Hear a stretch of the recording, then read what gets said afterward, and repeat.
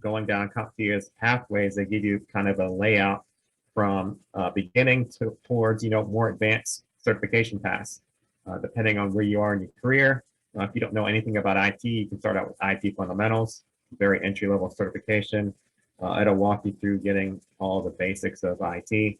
You can move on to the A+, which is going to help you get into a help desk position, getting your foot in the door. After A+, work your way up to Net Plus, so you can give you a good background on networking, right? So you're going to learn a lot about IP addresses and subnetting are within the Net Plus exam.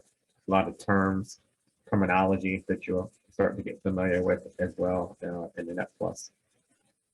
Security Plus is where we're at, right? This is what we're talking about this evening. Security Plus is an intermediate certificate. So these are all entry-level beginner certifications. This is an intermediate certificate. They would like for you to have some of these prerequisite certificates before you get to the Security Plus certificate. But there is no prerequisite, meaning that you can go straight to the Security Plus cert, take it and pass, and you'll have your Security Plus cert.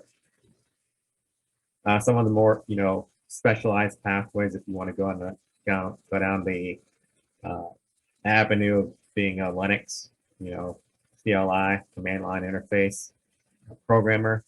There's a certification in that. It's going to teach you a lot of hands-on skills. Server Plus, Cloud Plus, as well as pen testing if you want to get into being on the red team and attacking networks, seeing if an infrastructure is secure. So the pen test is going to walk you down that direction. Cyber security analyst is going to be somebody who's going to analyze these logs. They kind of work hand in hand with the pen test, as well as certified security professional, the CAST, right? This is the highest one that CompTIA offers. There really is not any prerequisites for any of these certifications, but again, you probably don't want to just jump right to professional certification without having any other background or other previous tests before going to the CAST. But there's a lot of tests that CompTIA offers. They're pretty affordable certifications, and they compare, to other certifications that are out there. Of course, other companies, other vendors have certifications that are going to get you certified in, being a security professional. ISC Squared offers one, as well as EC Council. EC Council is going to offer us certified ethical hacking, and GAIC, which is GAIC, Security Essentials. This one's really, really, really expensive, but these are going to be more towards the government official jobs. You'd probably be sponsored to test for these, because these are like $2,000-$3,000 certifications exams. So you probably don't want to take that and fail. But CompTIA is a good certification that's comparable to all of these other ones, the ones that are more expensive, right? And it's vendor neutral, meaning that you can get CompTIA Security Plus, and you could get a job working at maybe an Apple shop, or you can get a job working at a Linux shop, or you can get a job working at a Windows shop, right? It's not specific to a specific platform, right, or vendor. So that's, a really cool benefit of getting a CompTIA Security Plus cert, is that its industry standard certification is recognized everywhere in the world, and it can gain you a pretty good salary as well, right? Just doing a little search on Indeed, you can see, some of the average salaries here, $75,000 for somebody with a CompTIA Security Plus certification. Now, that's not meaning that you guys can expect that salary right off the bat. This is probably going to be with somebody that has experience at a prior job with a CompTIA Security Plus certification, right? Can garner you up to $75,000.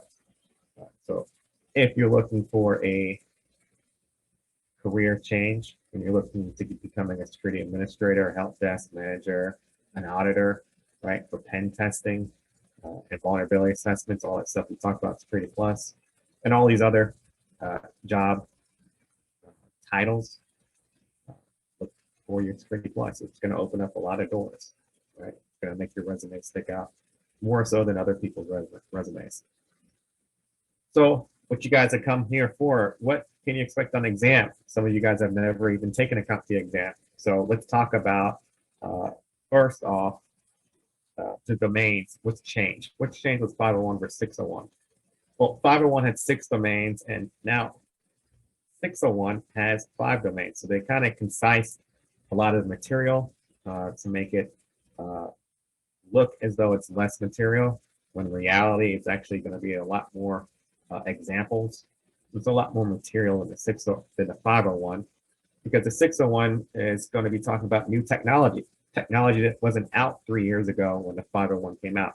So a lot of the cloud technology, software as a service, platform infrastructure as a service, virtualization, a lot of the newer technologies that taken over some of the newer security protocols are going to be discussed in the 601 when they weren't really even thought of or even came out in the 501. Of course, technology changes, and this is why they had to upgrade their certification path to include some of those new advancements in technology. Now, again, the launch date 2017. I think this expires this year, June or July of this year will be the last time you can take the plus 501 exam. So if you're studying for that and you think that you're going to be able to take it before then, continue studying for it. If you have not started studying for Security Plus, you probably want to start looking towards your 601, right? So November is when this came out. It's relatively new, guys, right? A lot of people didn't know what to expect on the Security Plus 601 exam when it came out. But I can tell you from experience that I believe it was an easier exam than the 501. They've taken a lot of the nitty-gritty detailed, I would say maybe mathematic or memorization out of the exam, and they've made it more of a concept, right? Understanding the concepts of what it is to have a secure environment, understanding some of the laws, regulations, things that you put inside your organization to make it secure. So it's more of a concept exam now, more than like asking you, what is the bit blocker of AES, right? Right, or what is the, security strength of DES? You're not going to have to remember. I say it memorization. You're not going to have to remember some of this stuff that you had to with the 501. So in my mind, it seemed that it was easier because it was more of just, reading the questions, understanding what the questions were, and then answering them. 90 questions, 90 minutes doesn't give you much time to actually think about the questions. This is why you need to, maybe take a boot camp or prepare and study prior to taking the exam, because you're not going to have a lot of time to read these questions, think about the answer. You're going to have to read a question, understand what they're asking, and then select the best answer and move on. The highest score you can get is a 900. You need a 750 to pass, right?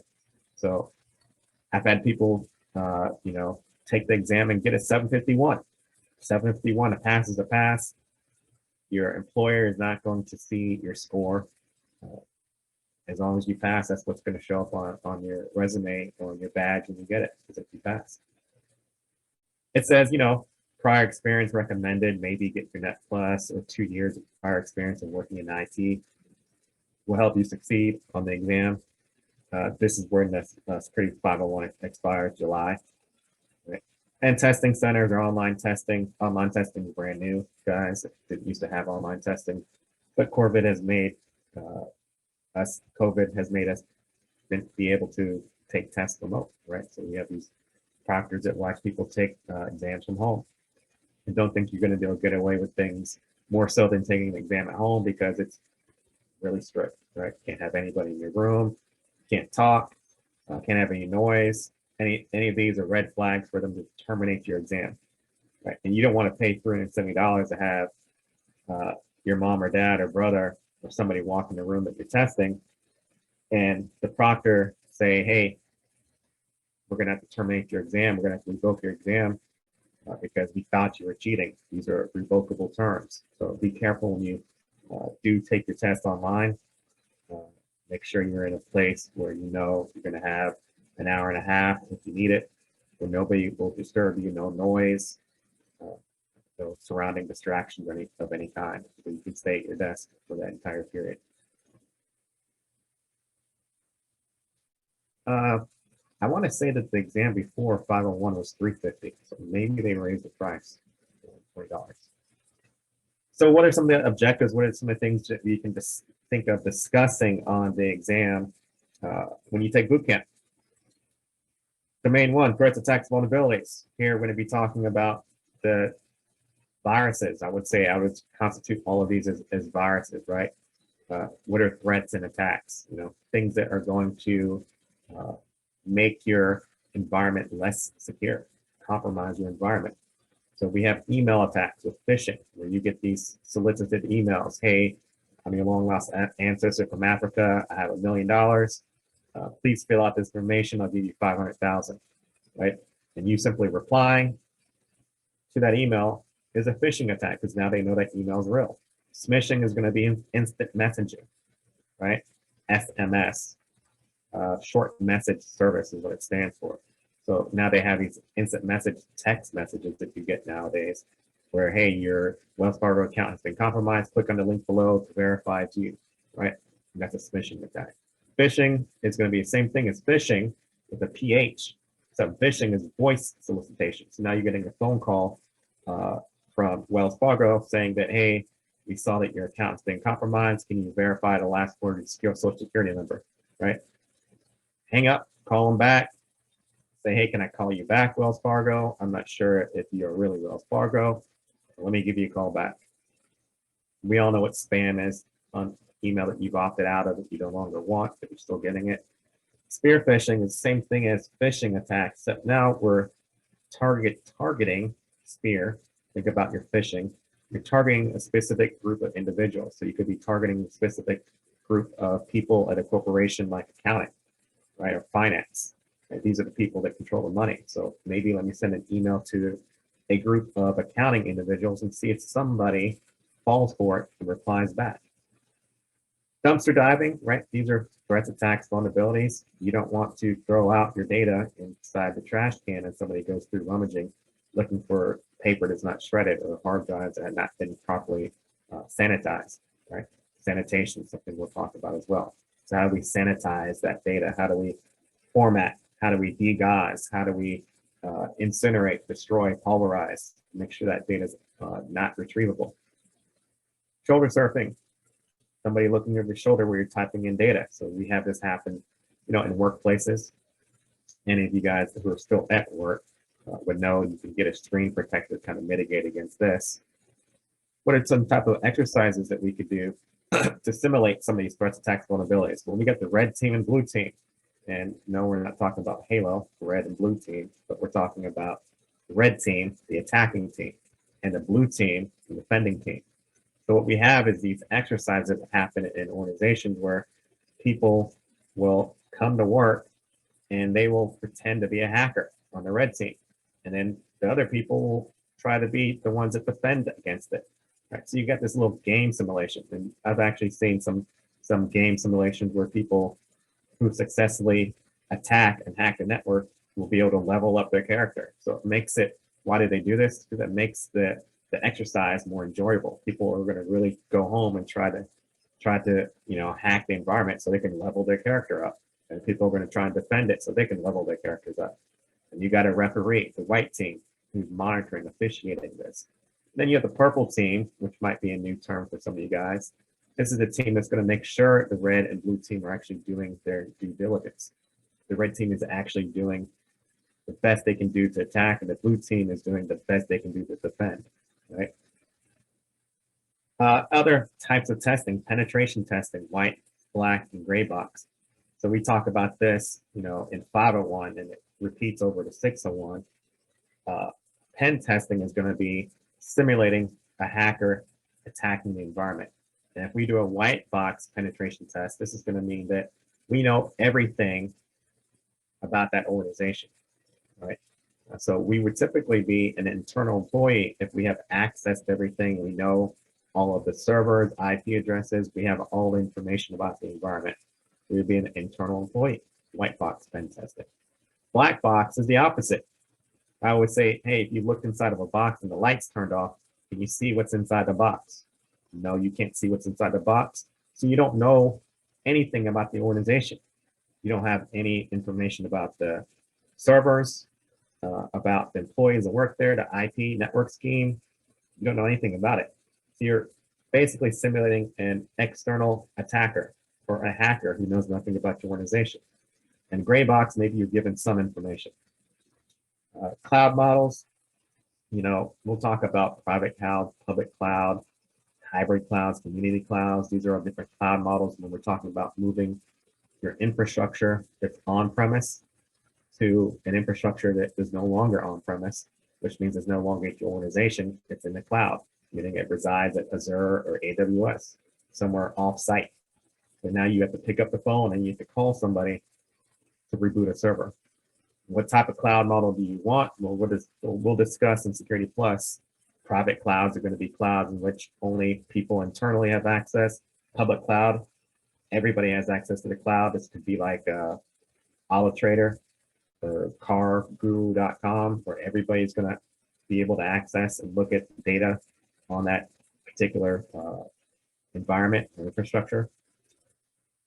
Hybrid, a mixture of both. Community cloud, this could be a hospital, right? A group of hospitals that all have the same commonality as far as what type of data they want to reside in the cloud. Patient information, PHI, personal health information, right?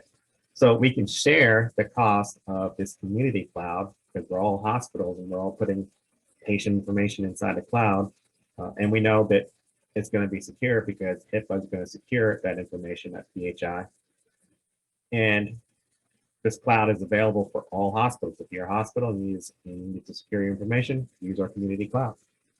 DLP, data loss prevention, is what DLP stands for. And yes, there are a ton of acronyms in Security Plus. And I'll say 601 kind of took the need away from having to memorize acronyms, but there are some questions where you'll be given a definition and you'll be given an answer with just the acronym. Right? So a question could be, which of the following allows, if implemented in an organization, would allow data from not being able to be exfiltrated outside the organization. So an example of this would be DLP, right? I don't want somebody to bring a USB thumb drive inside my company, copy data onto that thumb drive, and you'd be able to walk outside of the company with that data on that thumb drive. So DLP would say we disable, military guys would know, we disable those ports on the machine so that people can't plug in a USB into that machine. You could do this with a GOP group policy. And people can't exfiltrate data outside your organization. That's a way to provide DLP.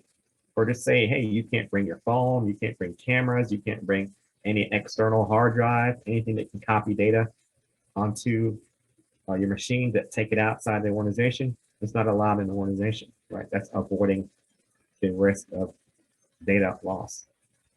HoneyNet, this is going to be what we would call like a bear. A bear is lured to honey. He likes honey. So the name HoneyNet comes about where we have a group of machines that we place inside of an organization to act as a decoy. So we can lure these people into a group of machines that they think is the real thing. Oh, look, I found a database of names and passwords. We can watch the methodologies. How do they actually hack? And if we can watch the methodology of them hacking, then we can try to prevent this in the future. So a HoneyNet would be a group of these machines that we use as a sweet spot to lure attackers into an environment so we can watch how they attack, so we can prevent them from doing it to the real thing. And a honeypot is just one machine. Obfuscation. This is a way to, when we talk about architecture and design, domain 2. So when we're setting up our architecture and design, we want to set it up in a way that is going to make our code harder to read. It's going to camouflage. This is what this word means, camouflage our code. I shouldn't be able to log into your database and look at your code and determine what your code does. So now I can change the code and lower the price on an item, right? The harder I make it for somebody to read that code and create obfuscation, the more secure my architecture design is. Virtualization, VMs, virtual machines. This is some type of architecture design that is new. It was in 501, but it's really taken off now. We use virtual machines as a way to replace desktops. Basically, right? We're replacing desktops and environments with these little WISE terminals, these dummy terminals.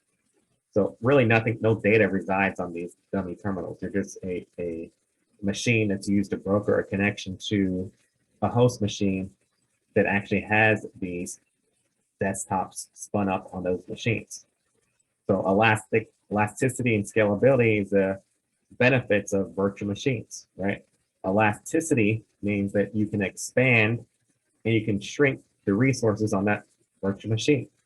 Think about as a gamer, you can actually put in more memory to make your computer, your gameplay faster.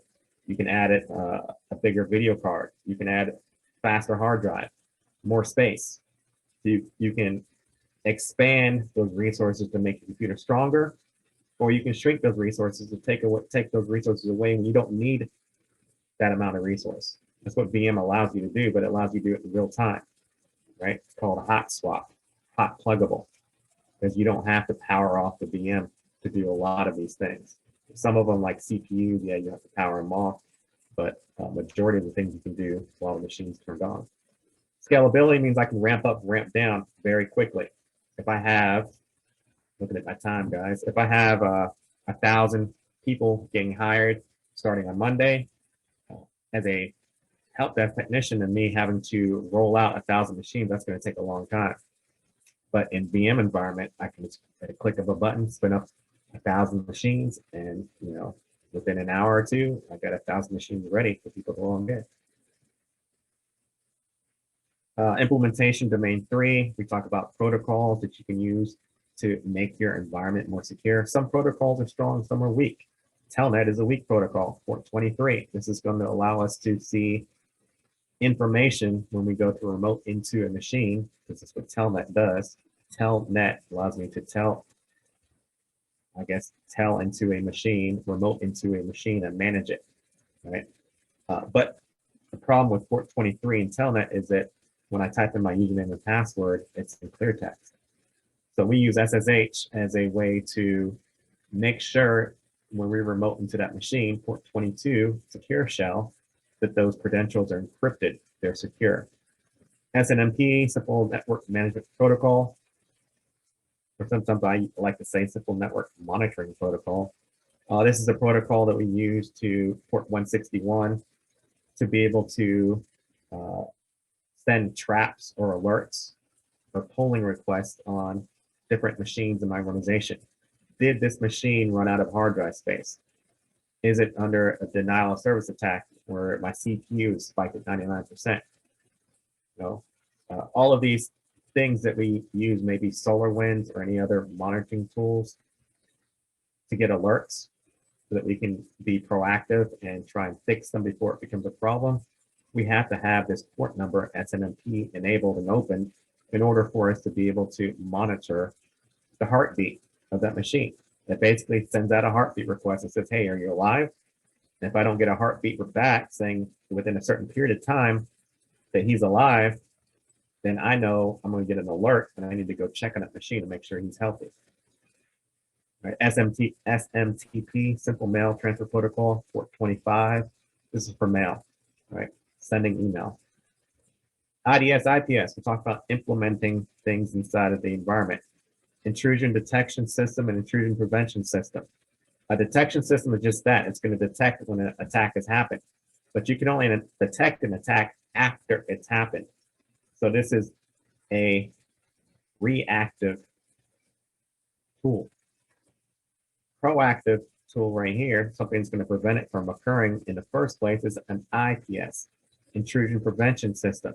This is like placing a lock on your front door, right? Some crook comes to your house and tries to open up your door. You have an IPS, you have an intrusion prevention system because your door is locked and they can't get in unless there's a key. So unless they are authorized to get into your house, they're not going to get in unless they're authorized to get into your network. And IPS is going to prevent them from getting in. Implementation, we implement a sandbox in our environment to test machines or software in an isolated instance. It's like a kid playing in a sandbox. You tell them to keep the sand in the box. Don't spill it out the sand. Don't spill the sand out the sandbox, right? Whatever happens in the sandbox stays in the sandbox, right? So if I'm working on some nefarious software that could cause my environment to go down, and I want to make sure it's not going to affect production, we put it in a sandbox environment. We put it in a VM, a virtual machine, right? Because if I mess up that virtual machine and I put a virus on accident, it's not going to mess up other things in the production, right? Depending on what network you have it in on all that other stuff. But typically we're going to have this in an isolated network of its own. And load balancing is going to be a way that we test to make sure that we don't have a server that's inundated with requests and it can't handle those requests. So any gamers out there, think about when you have a game come out, World of Warcraft, for example. It comes out and it launches a new expansion. And now we have all these people trying to log in at the same time, right? And those servers aren't being load balanced correctly because they should have a lot more servers for when the expansion comes out because they know millions of people want to play and log at the same time. So now you're queued, 1,250 to get in because they didn't appropriately load balance their servers. Wireless security, for time's sakes, I'm going to go ahead and move a little bit faster here, guys. Yes, we'll talk about in depth about the difference between a pre-shared versus enterprise with open. Of course, nobody really uses open wireless security anymore. We'll talk about different security protocols, WEP, WPA, WPA2, WPA3. Talk about wireless protected service, which is just a button. It's not around anymore, but it's an old button that's unsecure because back in the day, people didn't know how to configure their wireless routers or wireless modems. So they pressed the button and it automatically set it up. And they gave you a SSID and a password or a PIN number. But these PIN numbers or passwords can be easily broken with a brute force attack. So we don't use the wireless protected setup or the streamlined setup any longer. This is too easy to crack. Captive portals, we've all seen this. You go to a hotel, you log in to the hotel, and it takes you to the hotel's webpage where you guys say accept terms and agreements, right? So a captive portal is a way to verify that the person is truly who they say they are, or force them to pay, or force them to identify who they are before they can get access to your network. And MDM, mobile device management.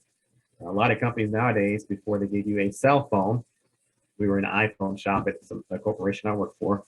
We implemented MDM where we had to manage everybody's cell phone. And some people didn't like it because literally everything you do on your phone, I can track it.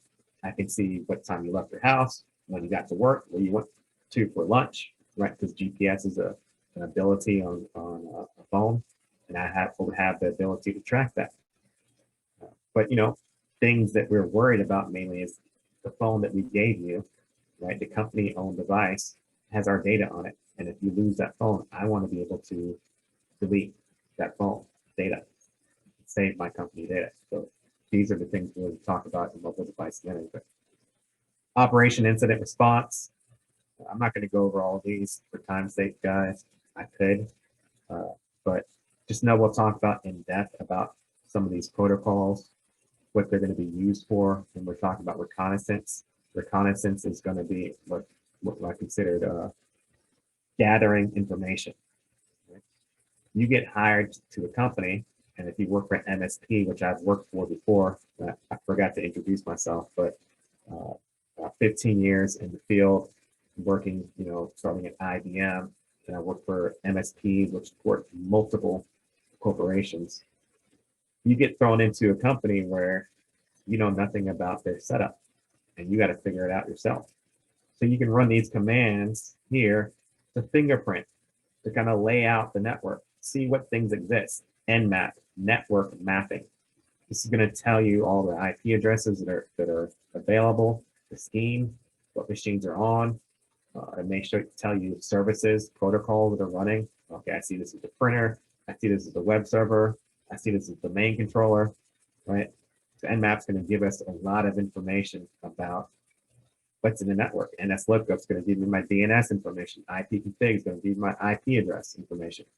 HPing is going to be a tool that's going to tell me what ports are open and closed. We talked about some ports already. SMTP, Telnet, right? SSH, these are ports, right? And SNMP, right? It's going to tell me if these ports are open or closed. Here we talk about help desk, right? So yeah, A+ talks about help desk, but Security Plus will talk about it again, right? And in these phases of incident response plan, right, I would say these are considered ITEL processes, right? When you get to your desk, you're prepared, right? You're prepared to make sure you have all your tools open. Somebody calls, help desk, I have an issue. What's your issue? My computer is not getting email. Well, have you tried this, this, and this, and this? Well, can you give me some other symptoms of what's going on? Have you tried sending it to your personal email, right? You're identifying, you're asking questions because you don't trust what the person says on the phone. They're not technical. You're the technical person. You find out that, hey, this might be a virus. So you go over to the machine and containment phase. What are you doing in containment phase? Well, you're unplugging it from the network. Why do you unplug it from the network? Because you don't want it to affect other machines in your network. You're containing it and isolating it onto just that one machine so it doesn't replicate to other machines in the network.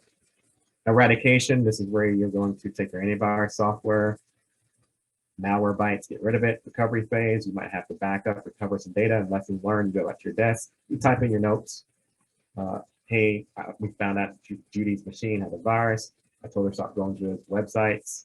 I updated antivirus and I'm closing the ticket out. Right? And 5, governance, risk, and compliance. This is where I say 601 has changed the most from 501 because now they want you to understand some of the more the advanced concepts, right? This is going more to like CISP. CISP is asking you to understand laws, regulations. So regulations are nothing more than laws, GDPR. We'll talk about this, General Data Protection Regulation, data protection, right there in the abbreviation.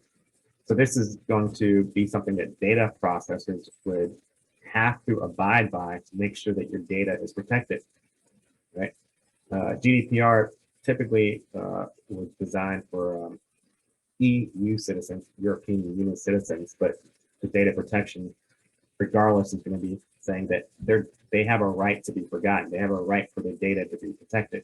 Somebody can't call and ask for that person's data over the phone, right? A data processor can't be like, hey, what's this person's security number, or how much does this person owe this particular bank?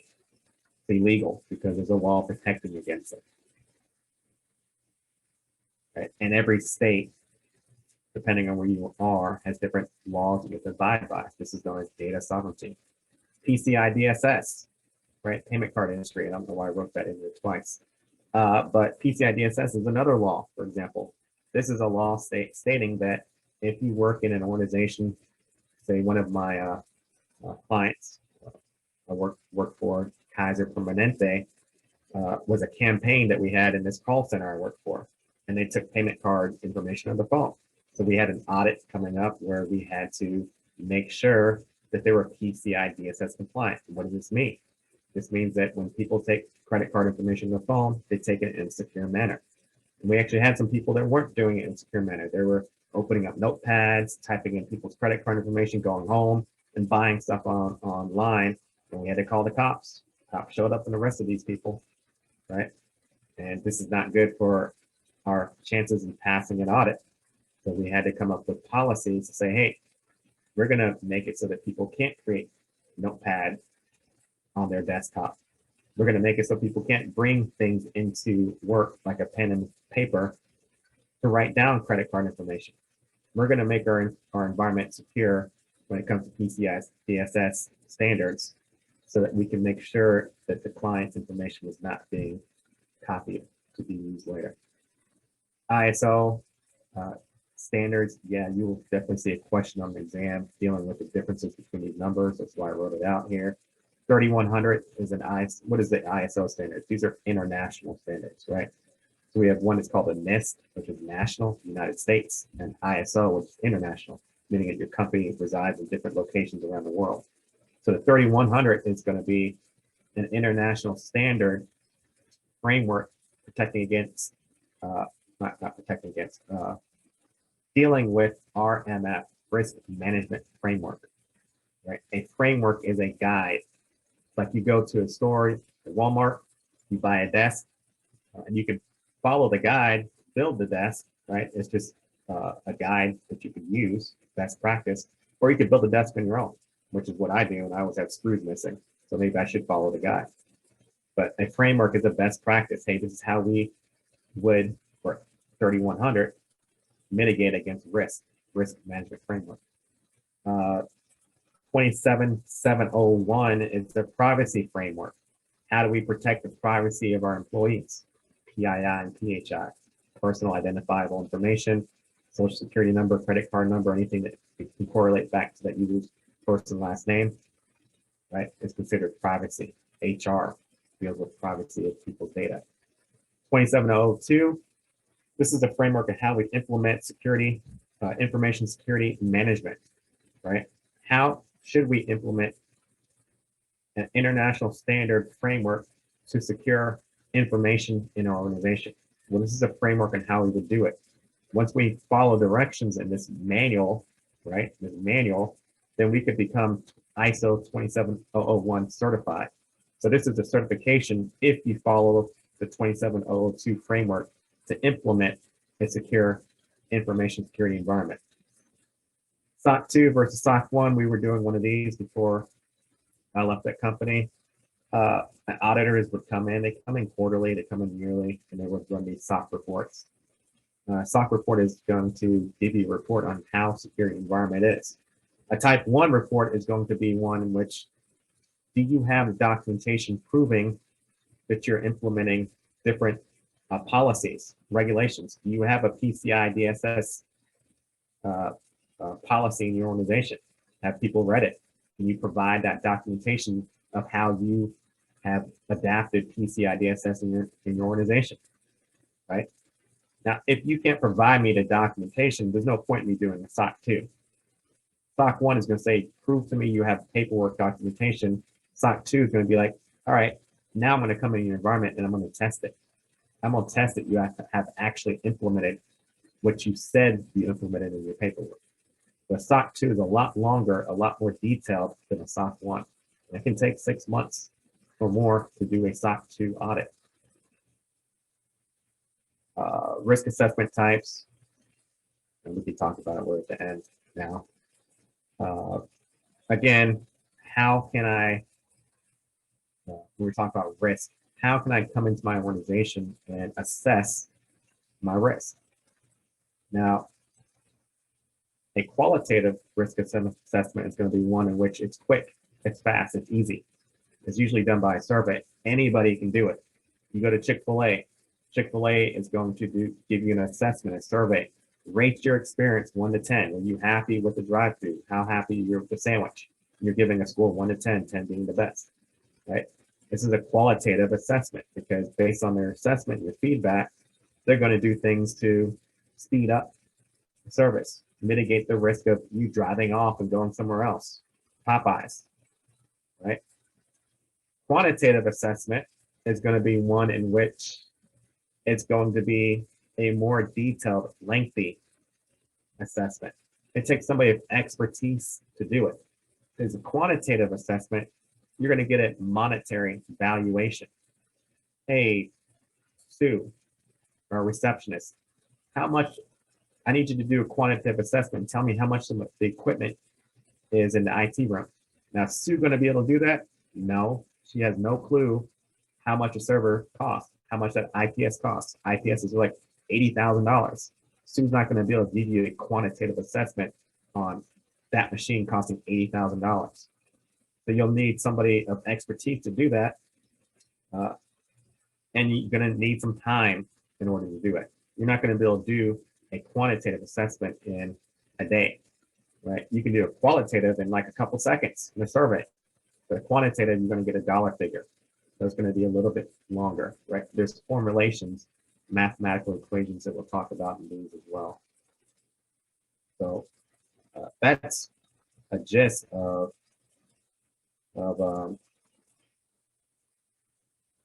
CompTIA 601. I want to make sure that I tell you guys that's not an exhaustive list of all of the objectives, right? You can go online, you can type in CompTIA Security Plus objectives, and you'll get this PDF.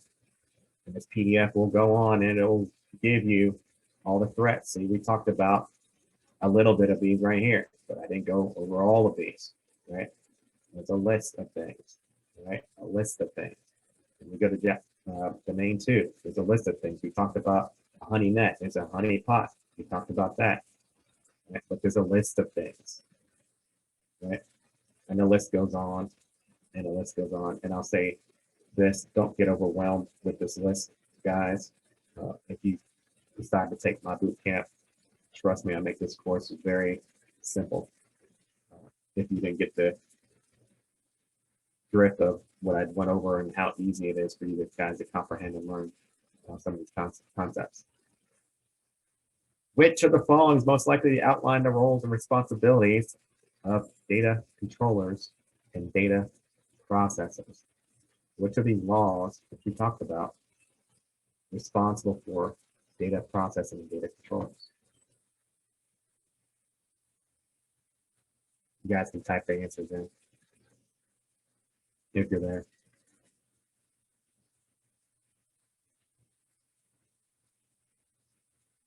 It's open, guys. Anybody? How about a guess?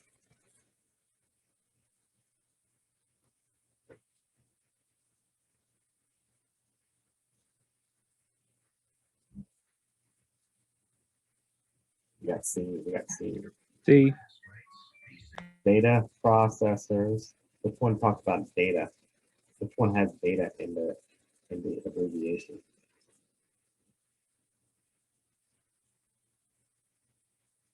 That would give it away, right? General data process. GDPR. GDPR talks about data and importance when we talk about EU citizens and protecting the privacy of data. So data controllers and data processors are not going to be able to steal or ask for data based on this law and regulation, GDPR. PCI DSS, that's the payment card industry. That's taking payment cards over the phone. ISO 3100, that's privacy. So this does have nothing to do with data controllers and data processors and how they can process data. GDPR talks all about who has the right to that data. This is privacy. This is protecting private information.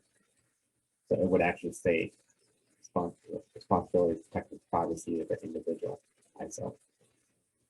Which of the following incident response steps involves actions to protect critical systems while maintaining business operations?